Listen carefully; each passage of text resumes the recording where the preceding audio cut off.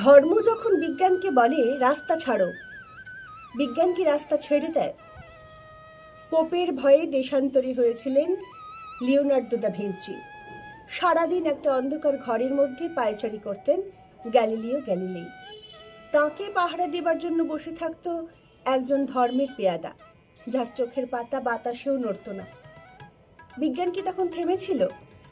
তীর্থের পান্ডাদের হৈ হৈ, তাদের লাল চোখ কি পেরেছিল পৃথিবীকে বেঞ্চের উপর দাঁড় করিয়ে সূর্যকে তার চারদিকে উঠবস করাতে? ধর্ম যতদিন দুঃখী মানুষকে বেঁচে থাকার সাহস দেয়, ততদিন রাস্তা নিয়ে কারোর সঙ্গে তার ঝগড়া থাকে না। রাস্তা কারোর একার নয়, রাস্তা কারোর একার নয়, বরং তাকেই একদিন রাস্তা ছাড়তে হয় যার স্পর্ধা আকাশ ছুঁয়ে যায়।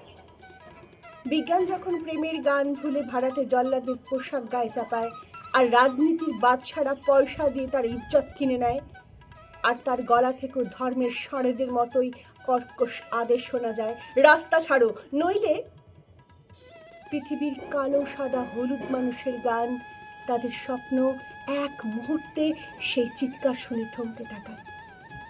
তারপর যার যেদিকে রাস্তা, সেদিকে মুখ করেই তারা সামনে আরো সামনের দিকে এগিয়ে যায়। কেউ কারোকে রাস্তা ছেড়ে দেয় না। যতদিন এই পৃথিবীতে গান থাকে, গানের মানুষ থাকে, স্বপ্ন থাকে।